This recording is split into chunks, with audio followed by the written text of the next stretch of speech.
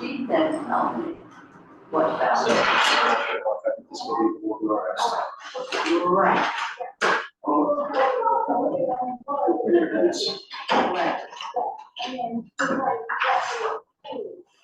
Oh, it's gonna be fair. I've been with people for 1 year. So it's not gonna-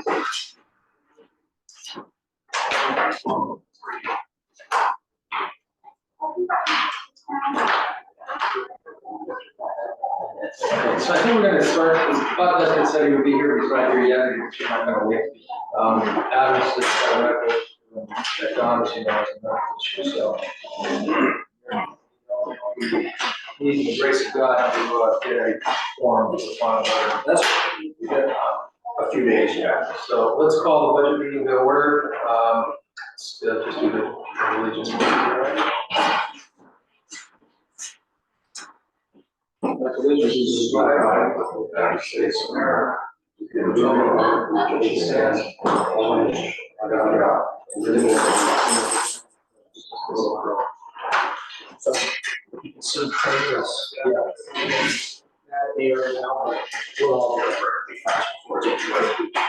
I didn't get mad for her.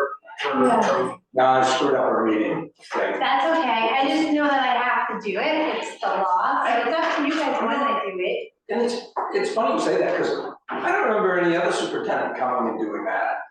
I do, I remember Carrie coming, to not the whole presentation, but they came. We do have to present it to the town. Yeah. And we should present it to the town, and I'm planning a whole presentation with I want a screen and a projector. Okay, so let's dive in the interest of everybody's time and the fact that we've got a small group here. I'm gonna move as quickly as we can.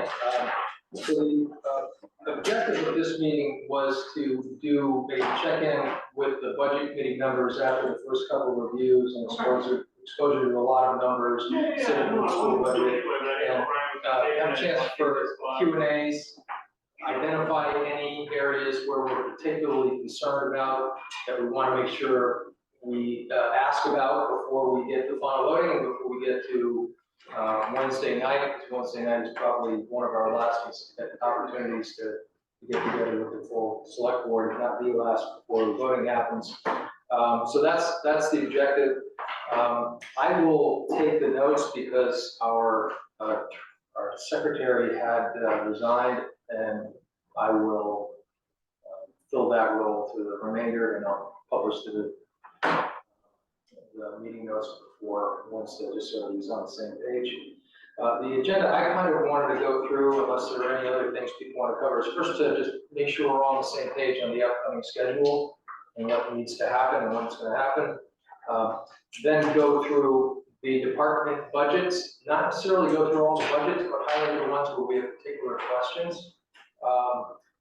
Do the same with the capital, because we just got updated information on the capital requests, and schools. I know Bob Nesbitt had some questions that he had typed up around schools, having sat through the meetings, and others you had some questions as well. So pretty much just quick Q&A, highlight the areas where we want to focus as we go into the next couple of meetings, and make sure we're all on the schedule. On the schedule, we're doing this check-in today. Wednesday night, we have the joint meeting with the select board on March 6th at 6. The select board is currently planning to do their voting on March 19th. That's my understanding. I think they'll try to vote on those if they just don't have an issue with Wednesday. And if there's something that they have an issue with and they want to see different numbers on, work those out and we'll vote on that. I don't know. When we had the meeting the other night, we discussed that we would, if possible, do our vote in advance of the 19th.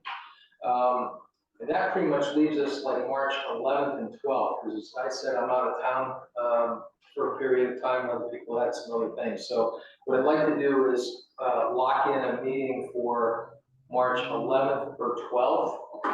That's the Monday or Tuesday. That's Monday or Tuesday.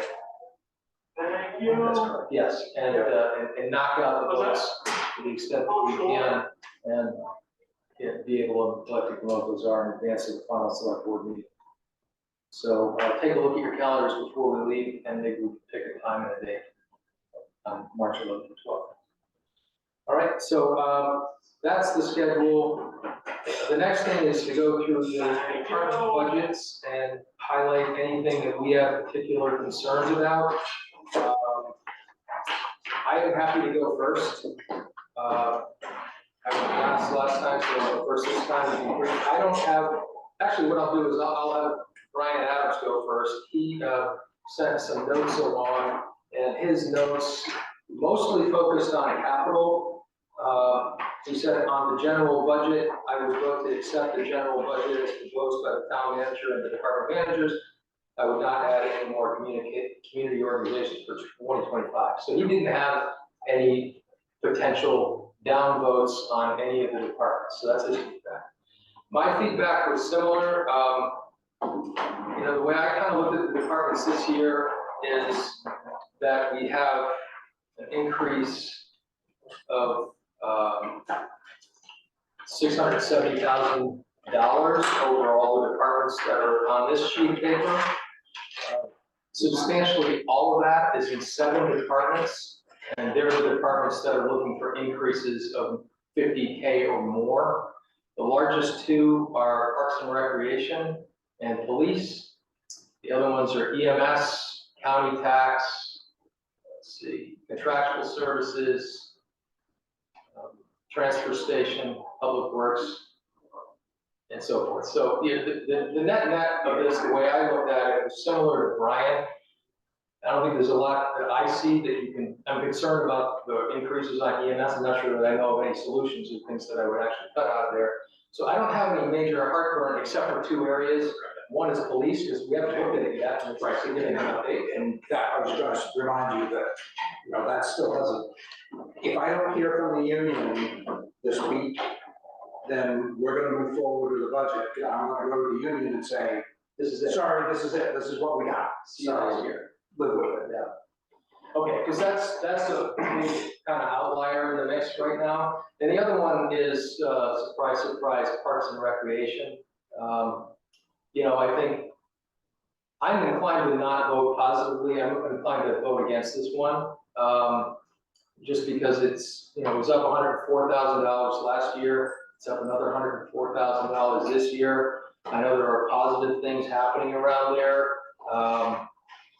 But, you know, it's a very large subsidy that's being provided. I feel like this should go to a deeper review. So that's the only one other than police that I'm particularly concerned about. The rest of them I'm fine with. So that's my 2 cents. You guys, you want him to go first? Robert, do you have any particular departments where you got? Yeah, I'm not real happy with the EMS. Almost $1 million to those folks. Well, remember, they bring in revenue, so it's Yeah, I know. $100 $350, something like that. It was a little more than that. We had 474. 474. I just have trouble with that. Almost $1 million. Well, let me tell you that Camden and Rockport, Lincolnville and Holt, for example, do not do their own EMS, they contract that out. Last year, their budget, it was costing the town $450,000 total. It was about $450,000 just this year, 1 year, over 100% increase. Other than either going back to a semi-volunteer service so that we don't have people on 24 hours a day, 7 days a week, I don't know what I would cut out of that to make it last. You know, if you look at the EMS budget, you know, the biggest part of that is labor. Yeah. You know, it's what we call the cost of readiness. Right. You know, 75 plus your other staff expenses, around 76% of that budget is just the cost of having people Yeah, being able to get out the door. yeah. So really, the only place that we have any substantial cuts in that is to cut back on Personnel. our personnel. Was there two people on all the time? Yes. Yeah, they were pretty calm that car. Yeah, that's the way I look at it. I mean, it's a concern with the direction it's kind of going, but when I look at the numbers, I don't have a solution. I agree. It's kind of like, But to get, so, you know, if we don't do it ourselves, we would have to contract it with somebody else. And I have actually, it was Bogenham that also contracted with a private contractor, and they went up 400% in 1 year in their contract price. So I lived in EMS world for a long time, worked for private EMS, I know how it works.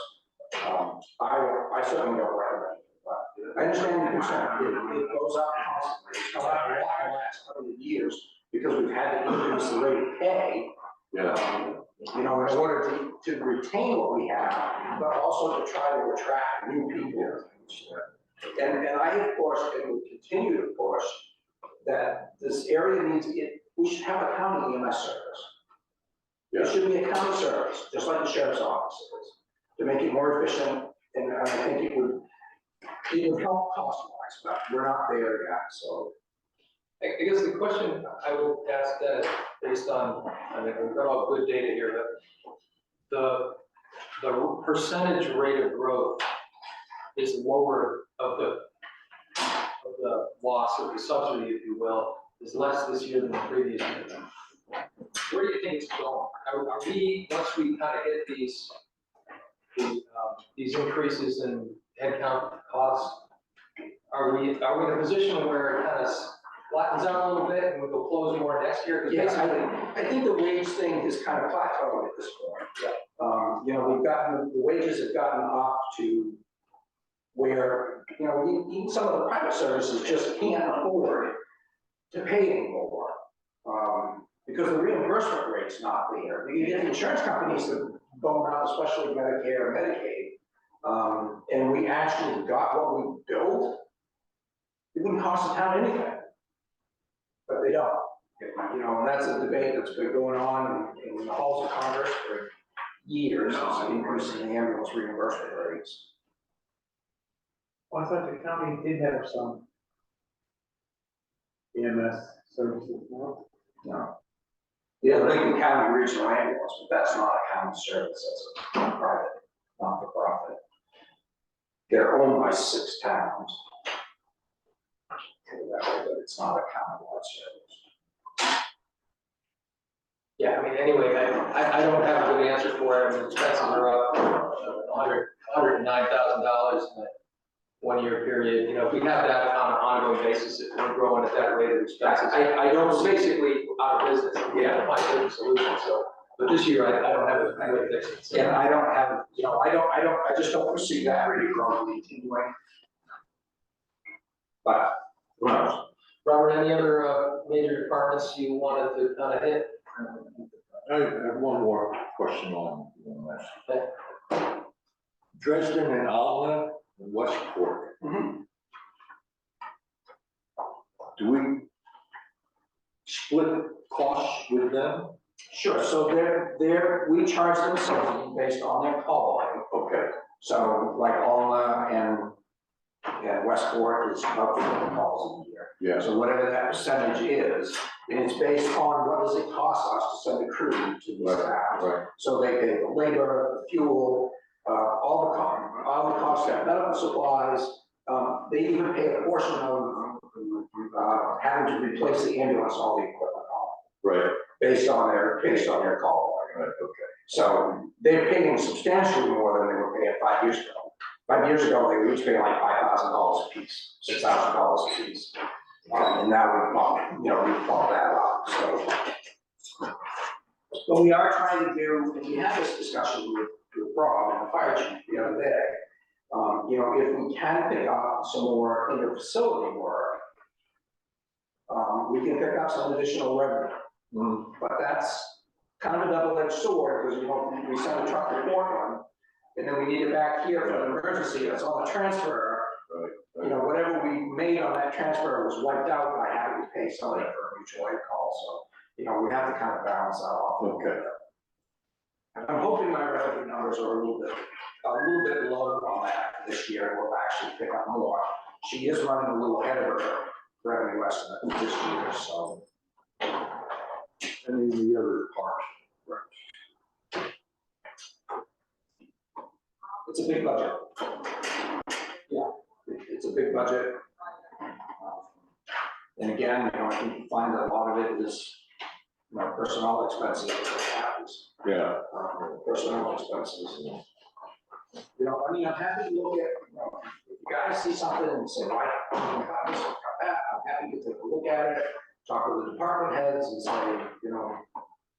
Yeah, I, you know, I went out reflecting on this last year, and I'm trying not to go out reflecting on it again this year, you know, I'm trying to behave myself, but, if I was to look at things here, one of the things that I'd ask for, but we may not have good data on it, is what's the split between the, if we were to categorize it as, you know, the center versus the other activities, because the statements are made kind of year after year that, hey, look, we do all this other stuff, taking care of baseball fields and, you know, decorating the town for various events that people think of, you know, we don't get any revenue on that, so that's just a sink of cash. Well, some of it the school reimburses the sport, but Okay, yeah, some of it's left pocket, right pocket, you know. Yeah, sure, you've got the rec center, which mentally I think of as like a Y, you know? So if those things break even or make money, and the intent for this thing was to break even or make money, why isn't it breaking even or making money? And the question is, well, there's all these other things that we do. It would be great to have a split that said, here's the costs, they're purely not part of the center, and here's the costs that are, so you can understand, you know, how much of this subsidy, which is, I think it's over $500,000, is there, right? Especially when he starts to talk about, we need to improve, we need to add capacity, we want to build more. Eventually, the building gets old, and it's gonna need stuff. And it's getting there now. It's gonna be hard to get approval to do that, you know, if you're looking at these kinds of numbers. So I would say one thing is to figure out, how do you view those two things separately so you can make a rational decision about each one? The second is, you know, if we're providing a service to people in Wisconsin where something like 20% of them use this, right? The numbers I had last year were like 18%, so being a little bit generous, that you've got the whole tax base is basically subsidizing this for a portion of the people. Let's assume all of those people need it and, you know, all that. We're also subsidizing it for people from Alma, Dresden, and all these other places who are paying less than they pay at Hawaii or Planet Fitness to come here. I don't feel like paying the bill for them. I think it's on my tax bills about $600 a year, and you know, I don't know, I'm happy to say there's a subsidy we pay for the people who live in Wisconsin, but why am I paying for people in Alma or Dresden to have a lower cost than Hawaii? That bothers the crap out of me. Because they're putting in some money too. Yeah, but the thing is, if you look at the trend, based on the data that we have, which is, you know, maybe there's other ways to look at it, as that revenue comes in, we're not closing the gap. We don't have operational leverage in terms of marginal revenue is not adding additional costs. And almost all the costs are variable costs. Right? Yeah, like 80% of it is personnel costs, so purely variable costs. So I look at it as a finance guy and I say, well, look, yes, if you had capacity that you were absorbing by getting people from out of town to add revenue to the top line, and that closes that gap, great, but that's not what's happening here. We kind of look at it like I explained, for, you know, for EMS, what the towns were paying versus what they're paying now. Yep. So that we're not subsidizing Alma and Westport and Dresden with the cheaper service. Yeah. I would tell you what I have planned to do, and it doesn't help us this year. I wish I had thought of this previously, but I didn't. We're going to engage some students up at the University of Maine to do an economic impact study on the Parks and Rec. Great idea. And see what does it bring to the town as a whole, not just in terms of of looking at the budget, but what is the economic impact that it brings to this town as a whole? And is it $550,000 that that you don't see? Yeah. And what's it there? So we can kind of, I don't say put this conversations with rest every year, but we have a better understanding to say, you know what, yep, it does, but it brings in $1 million in economic benefits. And I don't know the answer to that, it may not. But you may find it totally. I don't know either, I just look at the number getting bigger every year and like, is there an 80% that you could do and not do 20% and get most of the benefit of that for a lower bill, you know? And it's not that I want to eliminate it, I think it's a great service to the town and all that, it's just getting to a point, you know, it's at the point where, well, I said either you gotta go in and, you know, really help him with some oversight and maybe do the things like you're doing with these students, or it's gotta go to a town meeting and have the people vote on how much you really want to spend on this. But that's what we're trying to do every year. And I said last year, when we crossed that $1 million barrier, that would be a psychological barrier that people just wouldn't get past. And they did. And I was wrong. And they did. And over the last several years, the vote has gotten wider than it used to be for Parks and Rec. Yeah. You know, back several years ago, it was a lot closer than it has been lately. Same thing with the PD. I feel like PD and Parks and Rec have kind of run together, and there was a time when PD was, people were like, let's cut the police department, and Parks and Rec and EMS, and that's shifted. And now these things are getting a lot of support from the town. Yeah, I get it, and look, and the town wants to spend, you know, that kind of money on that rec center, great. I'm not sure all the people who walk into that voting booth and look at that warrant article for Parks and Rec understand the split between revenue and cost. I don't believe they understand that. Maybe they do. But it's. I'm not gonna stick my neck out that far, right, that's it. Yeah, so we try really hard to tell people what's in the budget. Like, we really do, but you can't make them. But there was Attention. I don't know if you noticed or not, there was a gentleman at the last meeting that we had, I had never seen before. And he came up to me during the break, and, you know, he was basically not just Parks and Rec, but just spending in general. He's like, it's getting to be out of hand.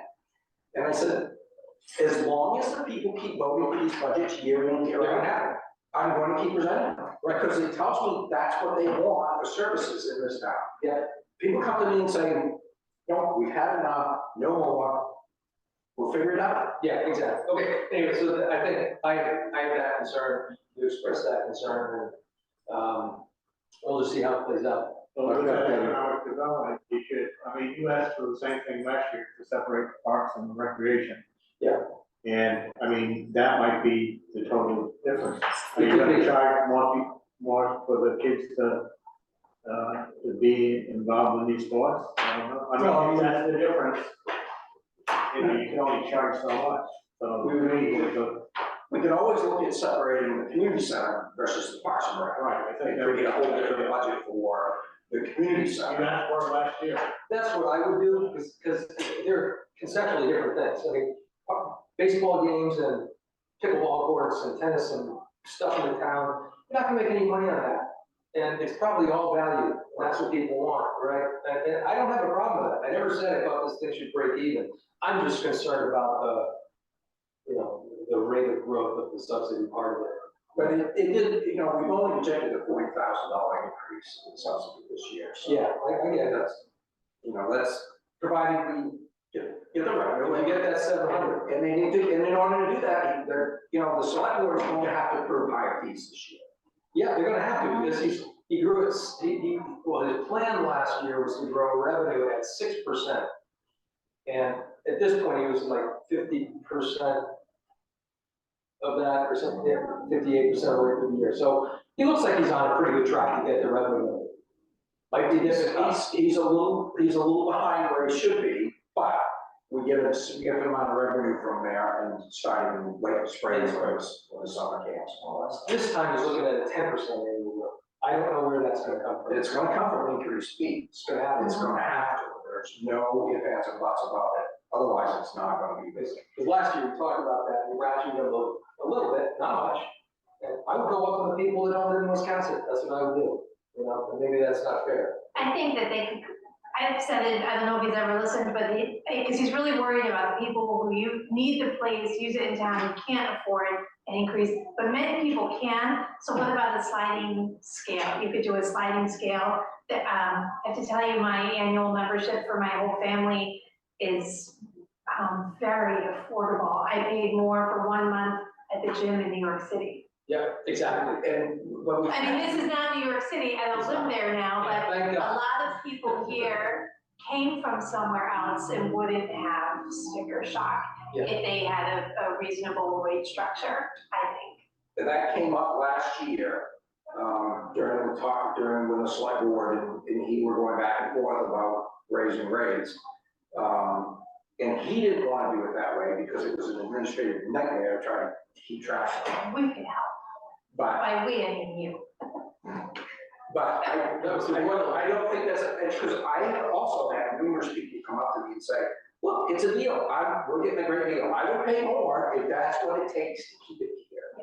Yeah, and there may be ways to à la carte it so that there's different services. What is the 80% that the people use that, you know, what's the 20% that might be able to charge more? I don't know the answers to that. I think your idea of getting some people, business school students or whoever, to come in and provide, you know, just clean sheet feedback, that's a great idea. Great idea. And I think we calculated how much we would charge in each town and how many people belong. I And, think he provided a breakdown this year. and that's what I'm saying, I don't think that's the problem, because they're still paying, they're just paying less than, so that amount is about what the town is paying, contributing. But it's Right, the community part, right, the discount, that's it's why. only like 40 members or something, and they're paying $1,500 or something, so I thought that was break even. Maybe, I'm not sure now. Anyway. Any other, You know, I share your concerns. yeah, you have to share anything. Yeah, just on the municipal insurance, 1 year, Yeah, we got lucky for a couple of years that it's gone down for a bit, but, this year I had to add that, 17,500, I sent you guys the new sheet for for the state. Thank you for paid family leave. yeah, that's right, yeah. Yeah, that was a 1% tax on payroll, which we can split 50% with the employee, which I'm certainly recommending that we do. And then the other was I think that was 17,000. workers' comp insurance, which took a big jump this year because workers' comp insurance is based on your payroll. Right. And we've had a big jump in payroll in the last couple of years, so now that's caught up to us on that. So that's why that took such a big jump this year. But the unemployment insurance actually went down, and the property and casualty, property insurance tends to go up every year, so. So that's the big jump on that. Just curious, can you shop that? Probably, but maybe we're Maine Municipal, and they tend to pull things because so many municipalities are with them, that they tend to get us the better rates. I looked at it possibly going up health insurance with some others too, but,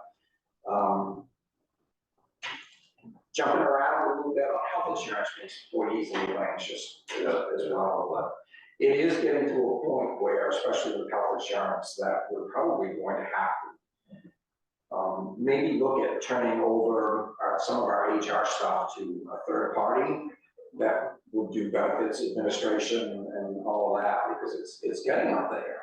Yeah. A family health insurance plan is $31,000 a year right now. So that's a lot of money. And we did change the union contract from the town paying 85% to paying 80% this year, which is a help, but we're getting up there. The more employees we put on, the worse it gets. That's why I just was pretty adamant that this is not the year to prove that we just can't put on any new full-time employees right now. Right. I just don't feel like it's a responsible thing to do.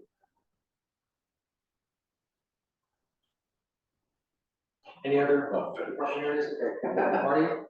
My big question is, how has the use of the fund balance, how has that been growing? How has it grown to $3 million?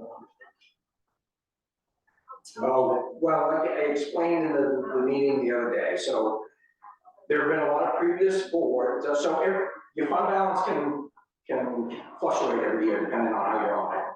So, you know, if we don't collect taxes, if wastewater treatment doesn't hit its revenue, that will affect our fund balance a little bit, because we don't have to balance every year. But generally, how the fund balance grows is we underspend our budget, and we bring more revenue than we project. So do you have a record of that over the years? Of course, every audit will show that. Okay, so So if you go back to 2000, I can probably find it, send it to you. Last year's select board meeting, we had a graph on it. Go back to 2016, I think it was. The fund balance in the town, which should have been around a little over $2 million at that time, was $39,000. So if we were in a situation where, you know, right now we've got a lot of cash, so we're in good shape. But when your fund balance gets down that low, and you get a situation where, you know, your cash is low, you can't pay your bills. You have to go up and borrow money to pay your bills. So the fund balance allows us to keep paying our bills. We should have 2 months worth of fund balance, so that we can keep paying our bills without having to go out and borrow. And we finally, after a period of years of underspending our budget and underestimating our revenue, we haven't done the 23 audit yet, but at the end of 22, it was $3.1 million, which is pretty much where it should be. And I'm pretty confident we put probably close to $500,000 in it last year. So there should be somewhere around $3.5 million. yeah, I'm just trying to get a sense of how, is it building or coming down? No, it's been building every year. But you said it was 39 million. It was 39,000. Oh, thousand. Yeah, sorry. So, and don't confuse the two, okay? The fund balance is not the capital balance. That's a totally different stuff. Totally, but, you know, the fund balance just is cash that we have to keep moving every day.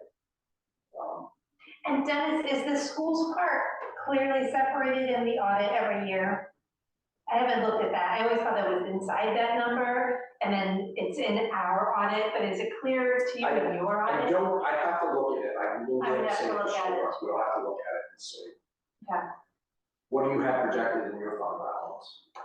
Well, I know that the undesignated fund balance is between 1.2 and 1.4 million, so there's a designated fund balance, which is closer to 2 million total. I know we gotta be- emailed Kathy, so I'm waiting for her to They've respond. got to be both right up there, because we've been sitting on close to $9 million in cash for quite a while. But you remember, Marty, also that the bulk of our funds only come in twice a year. That's when people pay their taxes, and that fund balance helps keep us moving during that time frame. To let it get down to 39 grand is just not the responsible thing to do. The question one. Yeah, because then you have to go up and borrow. And we haven't had to go up and borrow, we haven't had to borrow on tax anticipation loan at least in 5 years that I've been in town. So, and we earn interest on that money. Where's the house? Where's I'm the- gonna pay for my paving with my back interest. Where is it, what institution holds? It's at first. And we have securities to back it up, so if they go belly up, we still. Marty, do you have any? Yeah, well, it's just, it kind of blows me away, looking at the 21 budget, versus what we're doing now, the increase is just. I mean, a lot of that has been in labor. And, you know, inflation in the last couple of years is just horrible, and it's still stubbornly staying up there. So we're still looking at another 8.72% over last year's budget, and we're not looking at a lot of inflation coming this forward year. But I'm hoping I'm not having a solution, I'm just saying. I know, but I've been looking ahead, you know, I'll probably eat these words next year, but assuming I'm still here. Yeah, you know, I think, you know, things will start to level off a little bit now. You know, the public works got a 20% increase in their salaries in in a 2.5 year period. But we were pretty far behind other towns as far as our pay scales go. We got them up there, so now we just need to keep them there so that we're not saying, oh, well, you know, we gotta do a 7.5% increase in employee wages this year because we're so far behind. Same with the infrastructure, you know, we're just trying to get caught up with this infrastructure so that we're not having these big, huge draws out of the capital fund every year. And get there so that now we can kind of flow instead of going this way. Again, you know, maybe next year I'll regret saying that.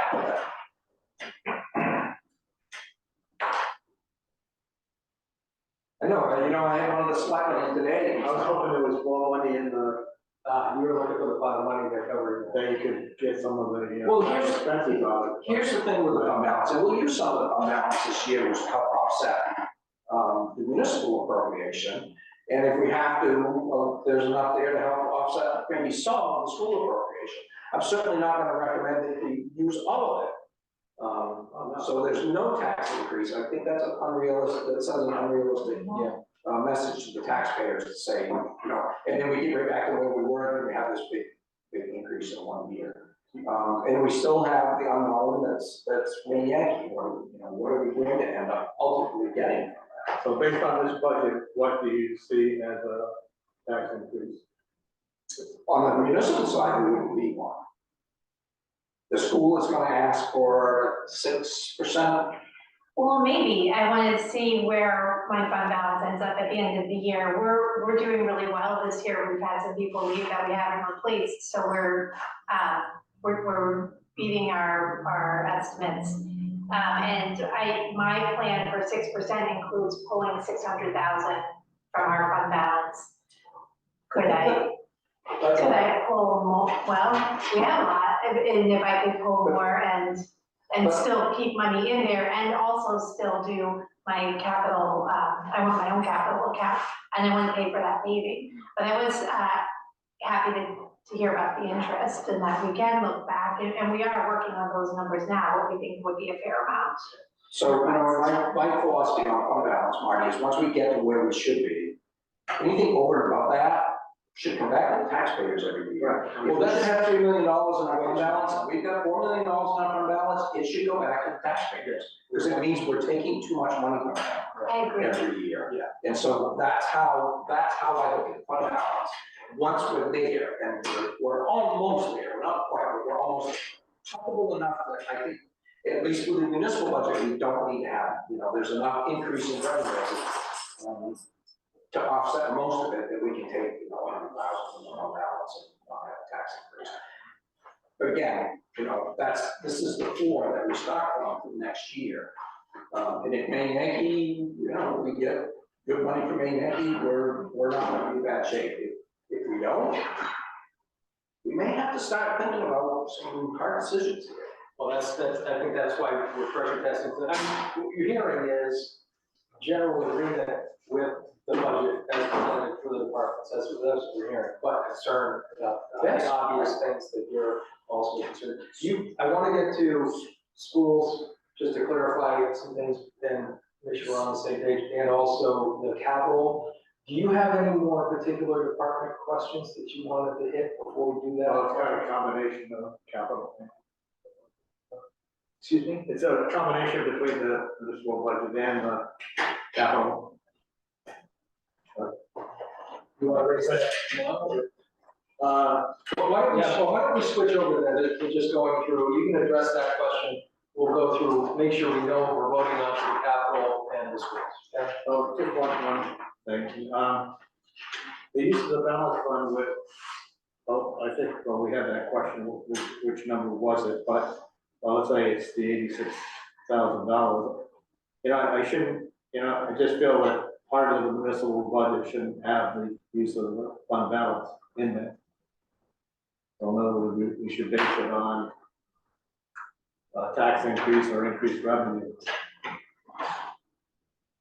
That's ultimately a decision for the select board to make, if they want to, you know, they wanna pass it on in taxation, they certainly can. Just think in general. But again, once the fund balance gets to a certain point, we should be giving it back to you taxpayers, we shouldn't be hoarding. You know, I've tried to narrow that gap this year between taking too much, like increasing our revenue numbers, because I've been pretty conservative with our revenue numbers the last few years. You look at your, And that's why you have that's why we increased the fund balance. sort of like revenue, you sell a little more, and you end up with some money coming in, Yeah. that's what's going on. And you can call it padding, but it's really not padding, what he's doing is making sure that one of the worst problems, which is to miss the revenue target, you know, which could happen. Then that affects your fund balance, because your books have to balance, so, you know, if we don't collect $200,000 in a year that we estimated, that comes out of our fund balance before anything happens, so you gotta watch that every single year. But, you know, I'm like, looking at this year, this spreadsheet I did for you guys was on the 12th of February, and we collected 80% of our revenue. And we were only at 60% of our budget, so, you know, we're getting our outside revenue to come in, so I think we should use it to help offset the taxes that people, again, that's not my decision to make, that's just my recommendation. And too bad you didn't know what it would be at the end of the year. Well, we could predict all that stuff, this budgeting stuff, would get a whole lot. In the future. Okay, all right, well, why don't we check through the capital quickly then, you're all right, Mark, and make sure, because there's a lot of puts and takes here in terms of, you know, what's in and what's out, and a lot of detail. So actually, before I do that, Dennis, so we need to vote on the things that are not on here. We also need to vote on cemetery and wastewater. Correct. There's nothing else that's not on here that I need to make sure you vote on. Okay, cool. Now, then, if we kind of were to go top to bottom here, looking at the FY, on the spreadsheet you just gave us, the new version, looking at the FY 25 column, all I see is the Parks and Rec generator. So You've got, yeah, Parks and Rec generator, right? so, and that's just the town's portion, assuming we get a grant. Understand, yeah. And the, you still have in here the sign and the $45,000 for the tennis courts. Are those still the recommendations? So if you wanna jump to the end. Yeah, that's I'll explain that. Okay, So, you explain it the best way possible. We're gonna have to go through and yeah, do a vote on each particular line item, and I don't want to miss it. so if you go down through your FY 25, right, at the bottom, all of the requests as they came in, including the school, comes to $1.8 million. Okay, so that's where that total comes. Including the school. Including the school pay, which is, Okay, okay, so that's that. so, then, the discussions Is that that we we had, 32 is the school? yeah, and it says.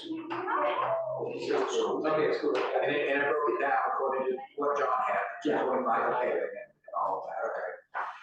Then we had the discussion the other day that the 40,000 for the sign, we could probably find money for somewhere else. Okay.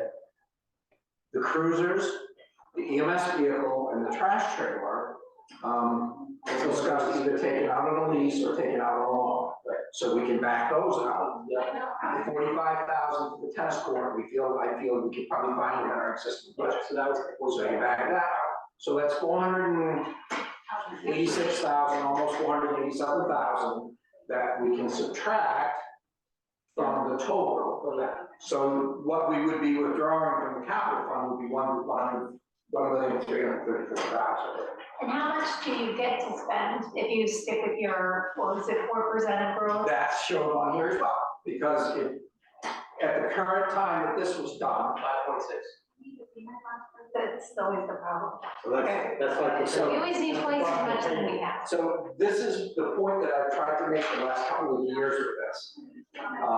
You know, if we keep spending at this level, we're going to start dipping into the principal of that fund, and then eventually, if it's gone, all of these things that are in these spreadsheets are all gonna come out of your taxes every year. Bad.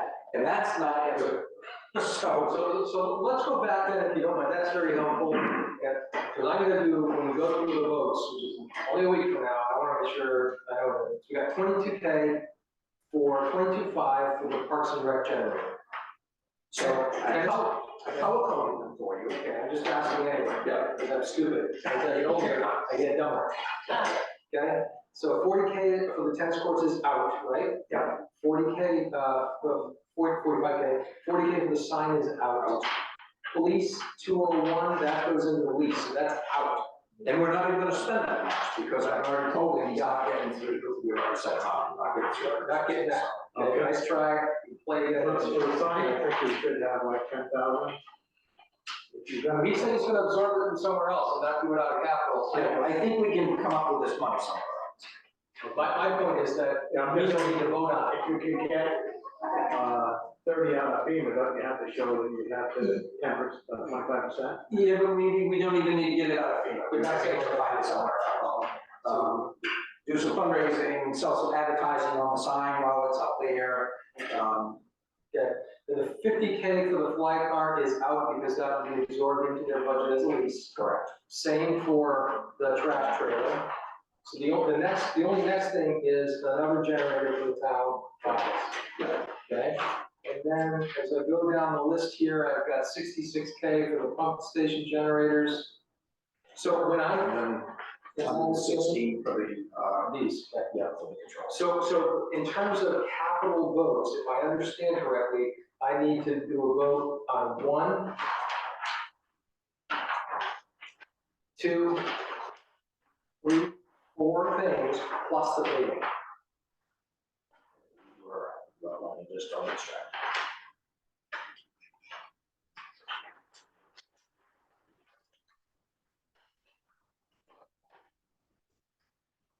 Yes, plus the pay. Okay, now I'm inclined to do, again, I'm saying me, but because I'm gonna kind of manage the meeting. I'm inclined not to do a vote on the school paving if we're doing this vote next week. Now, Kim, were you gonna look at some of your fund balance? towards- Yeah, that's towards fine, you don't have to paving? put the school paving, but I want the school paving to be included in the work. And what goes to the select board, And well, forget the. In the select quote, board, yeah, In yeah. the quotes, yeah, I want the work to happen because I think that, we missed out on work last year, we didn't get it on paving, and I was like, but we could have paid for it, and so this year I want to make sure that the work is scheduled and happens, like who's doing you're gonna put it out. We had already put our paving out bid, we pulled it this morning, Okay, so we could refigure it with the school please, yes. and the parking Thank you. lot at the community center. I don't know if you guys saw the comment in the Wisconsin newspaper. I did not, Or was it? Pave the roads before you pave the parking lots. yeah. Which I think is what I said in the meeting. it sounded familiar, it sounded like a plan. It wasn't, I had no idea. So I guess the other thing is Dennis, I mean, we could do a motion and vote on a motion for the school.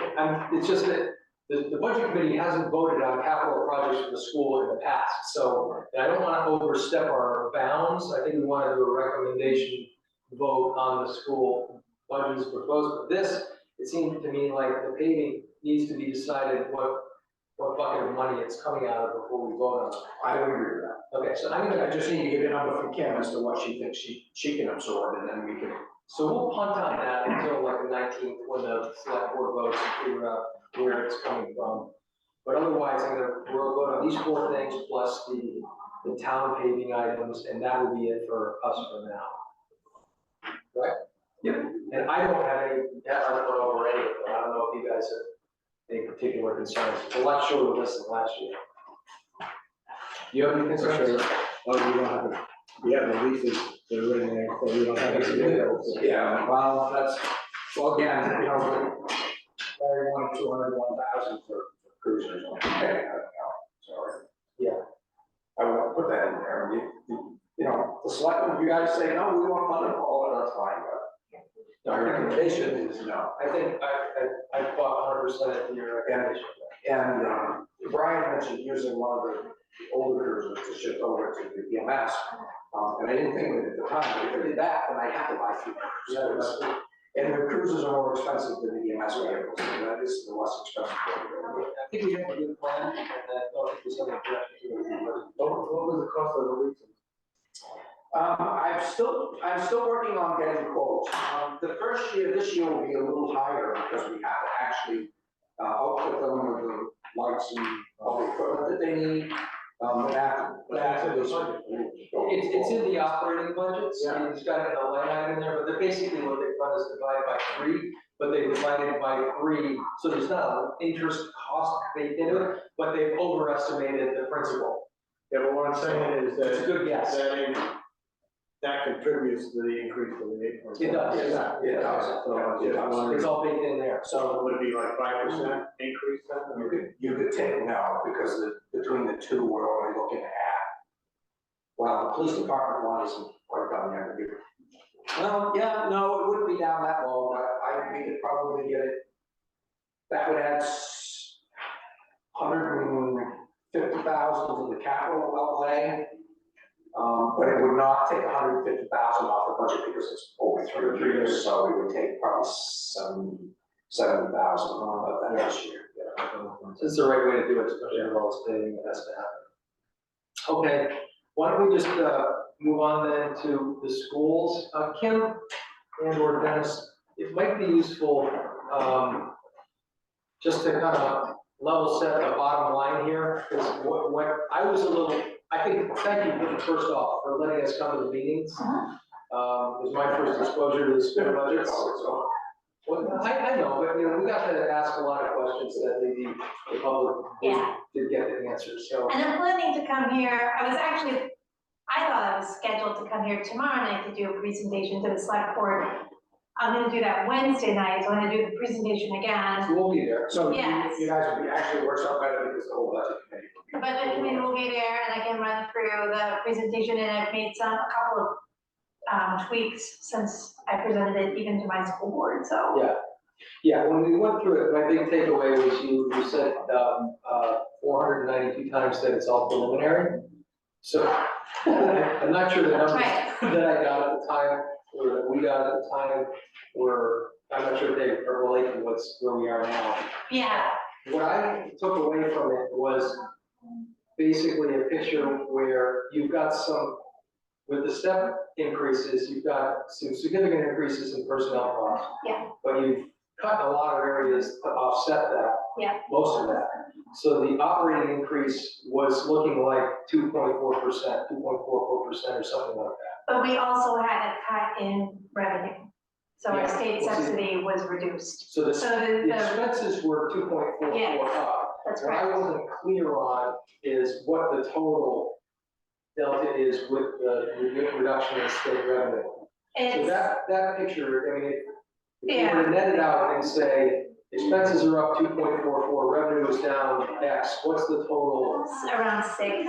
600 or 6%? No, 6%. 6%. Yeah, So it's on our website right now. I didn't bring anything with me today, but hold on. that was what was in the newspaper. Yeah, So those numbers are accurate.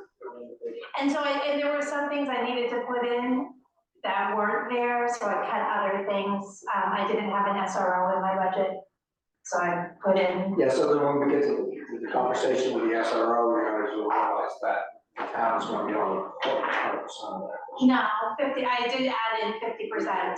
And I really don't think I need more than, I mean, we have a part-time SRO. So I'll leave it at that. We have a new SRO now, so. And even that is not a full 5 days a week.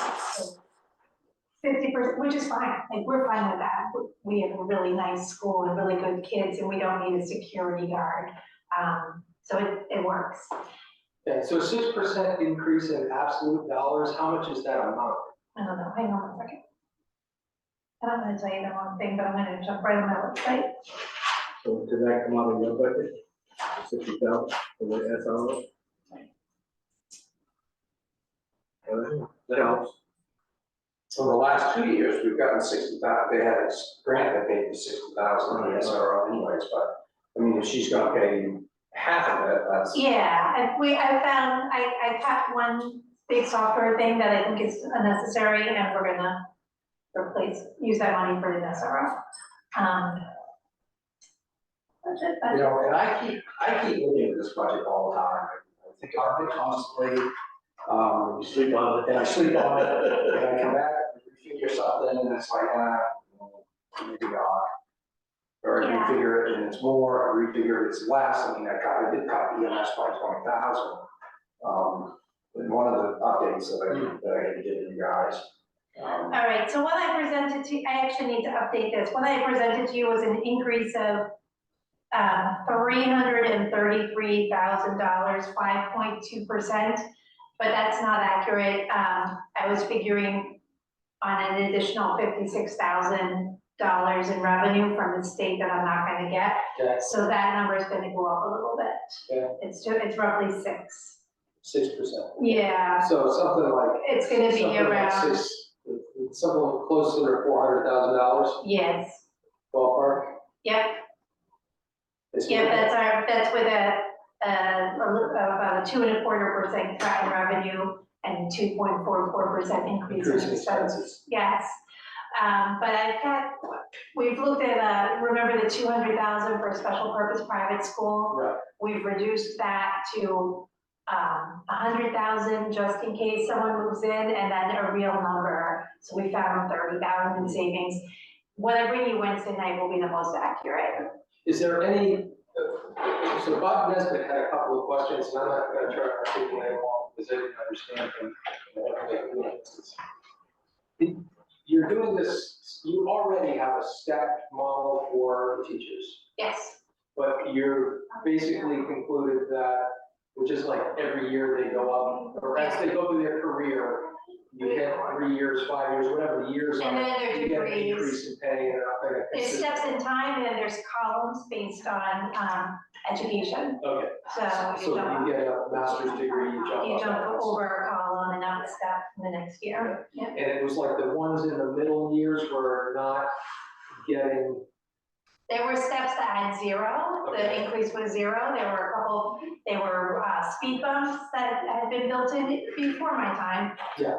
So we did all right with young teachers, and we did all right with people at the other end of the scale, but you guys have probably heard we've had some teacher turnover in our town and people leave, and the reason is because of the money. When you get to years 8, 9, 10, up to 13, 14, they could just move over to Morse or Boothbay or Jefferson and get a $12,000 increase.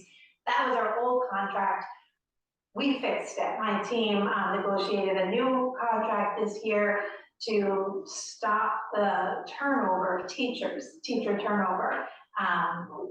People can blame that on whatever they want. It comes down to the money. It was about the money. So now we have a really good contract. It's big, in the aggregate, 27% over 3 years.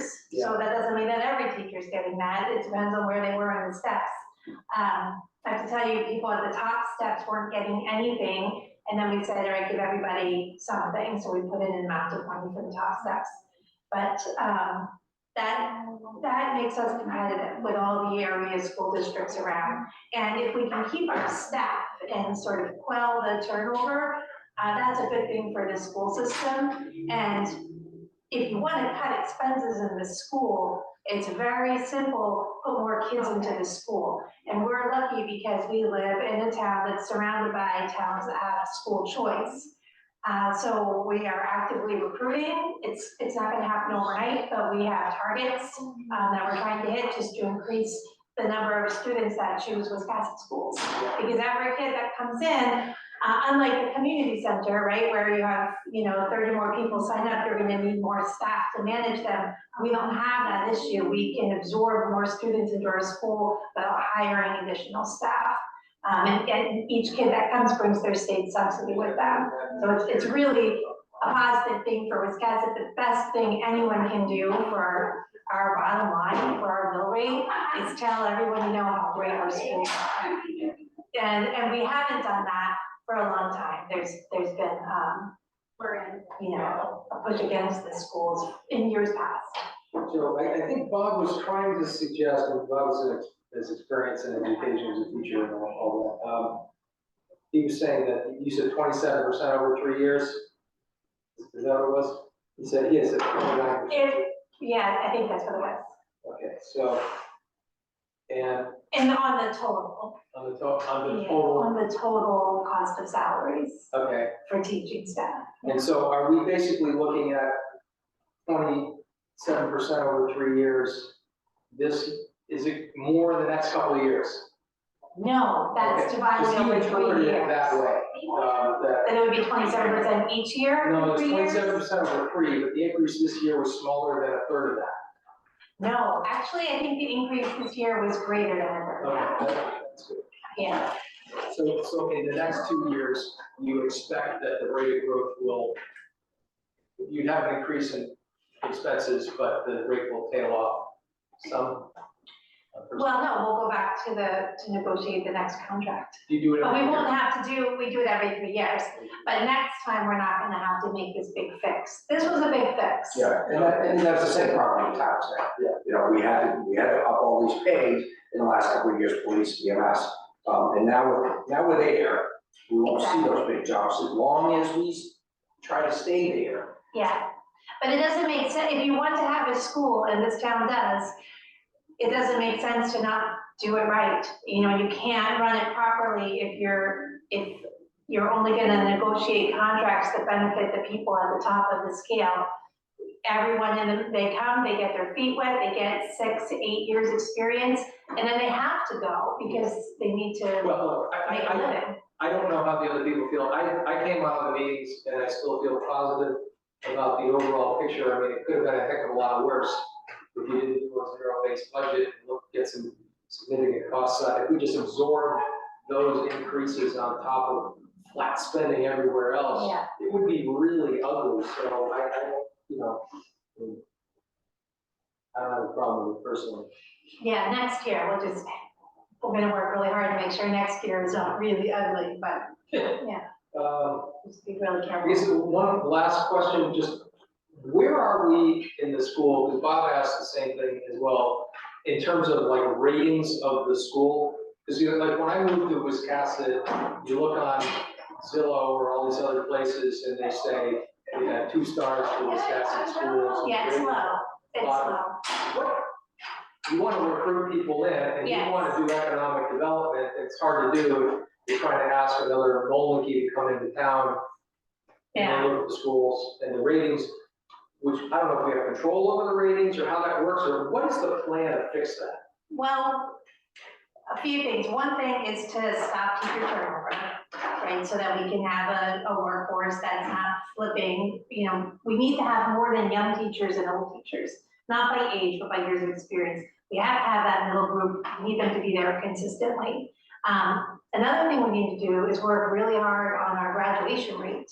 So our graduation rate was not good. Not good. It was not good. We have a very tiny class, and there are kids who dropped out. So I'm actually very familiar with the class that graduated last year. My son is a part of that class, so I knew the players. I went away for 3 years and we lost a lot of students. We should have a 100% graduation rate. I don't see any reason why that would not be achievable. We have to have the expectation that every single kid crosses the line. When you've got a class of 35 kids, there is no reason why every single student should not cross the line and walk across the stage. So we need to do that. And that's a little different. That's, that attitude is a little different than the practice that I've walked into after being away for 3 years. And before, I don't know what it was because I was a teacher, so I didn't have the same perspective that I have now. And then other things that we're doing are we are changing sort of the way that we do education. We want to meet kids where they're at in this place, in this space. So we want to do experiential learning with students. We have the opportunity to, and we're started them this year, to extended learning opportunities where kids are, they're organized through an organization called Jobs for Maine's Graduates, JMG, but it enables students to go out and do an internship at an area of business or industry, and JMG will pay them for that internship and the school awards them credits. So it's creating different pathways to graduation for our students. Kids have changed. kids have changed. The world is not the same as it was prior to COVID. School is just different, and engagement is lacking. A lot of students just are not engaged in school. And I saw it in the other place where I worked, and in my cohort at the UMaine, everybody, all administrators have the same conversation. I think what happened is that when everything shut down and this batch of kids, this cohort of students stayed home for those 6 months, they learned firsthand that school did not matter. It didn't matter. They weren't going to be held responsible for what they missed. And they were just going to come back and get pushed through. And that's what we did. Everyone in the state of Maine did that. We brought the kids back. We said, don't worry, we've gone through a hard time. Adults are able to pull on their prior experience of life and know that this was a weird thing that happened, this pandemic, but for all of these kids, it was a reality that they learned at a time when they're, a time that developmentally I think is really damaging. Although I'm gonna try and train myself not to use words like damaging, because this is just what it is. So this group of kids, they have a different attitude about it, so we need to recognize what that is and meet them where they are and re-engage them. And that means we have to do things a little differently. We can't just read of mice and men and work on vocabulary. We need to make it real and make it authentic and get outside and make connections in the community. So that's the direction that we're heading. We've got some exciting stuff coming up that I think is going to attract students, possibly even from around the country. We've got a program that we're building right now in partnership with Maine Maritime Academy. There's a ship, a great ship called the Gamut. It's a historical sailing ship, and we've got a sailor on our staff, one of those mid-teachers who, if we hadn't given her this new contract, there's no reason why she wouldn't have gone 8 miles in either direction to make more money. She doesn't have to leave us now. She's a sailor, she has these connections, and so we're looking at a program where there would be, it's probably way too early for me to talk to you guys, but no one watches this in the middle of the day, right? Well, it's not live anyways. Okay, so, but the programs are exciting. The ship would be managed with a crew from Maine Maritime Academy. It would be a dormitory, it would be like a sea semester, and there would be a sailing experience for Wisconsin students, a different type each year for 1 semester, and then the second semester potentially could be where you have kids come in from around the country or the world to do a sea semester, like their junior year. I want to go back to school. Just like they do, like Chewonki has their semester school, Sure. it's 1 semester for juniors. We could be running that here, and that would be our dormitory. And that's just one idea. We also have an airport in our town. Why couldn't we do something with aviation? So it's just a matter of being open to it and meeting the right people and finding that spark. And that's what we're gonna do. I mean, who am I? I'm just like another person coming in, except that I really believe in the potential that this town has, and I always have since my kids were in kindergarten here. Cool. We have it all, we just have to connect the dots. And I think that we will have the #1 public school in 5 years. Just don't ask me which metric. But there's so much potential here, we just have to let it happen. We have to quit saying, oh, it sucks down there, and say, no, actually, there's tremendous opportunity. And I talked to kids who didn't want to attend our school, and their parents were trying to get a superintendent's agreement to Boothbay, and I would say, why? You need to come and visit, you live in our town, like, take a look. Our kids grew up together, and there are students who have chosen to attend, and they're actually really happy. So, yeah, we just have to change the narrative. There is a narrative that's not very positive, but we're on it. A couple bumps in the road this year, but we're gonna get past them. Yeah, Marty, or any questions for Kim? Okay, good. Well, thank you for attending our small meeting. It's helpful. Thanks for listening to me. I can go on and on. Well, the excitement is good to see. I mean, Yeah, that's not always the case, right? So, it's very exciting. good. Dennis, do you have any other things for us to think about or be concerned about, or? No, I mean, just continue to think about what's here, if you have suggestions or ideas, or hear them. Well, the level of effort, the level of data is appreciated, so thank And you. I didn't make copies of my pen, I did bring you a little information on the, capital fund. Yeah. Keep back of your head, so in 2010, when this fund was established with H.M. Payson, there was $10,255,000. As of the 29th of February, there was $11,705,000. So, you know, it's getting down to close to that principal area. But we've done a lot of good with that, the money that it's made over the years, Yeah, we especially spent the like last few years. at least 8 million out of it. Oh, it's, yeah, more than that. Yeah. I mean, so, but we've been very fortunate, the market's done very well over the years, and I think the last few years, we've taken advantage of that. You know, we've replaced 2 30-year-old fire trucks, and, you know, all of our equipment's in pretty decent shape, so. Again, I think we're getting to that point where we can start to plateau some of these big increases off. The school bond is gonna be paid off in 2 years.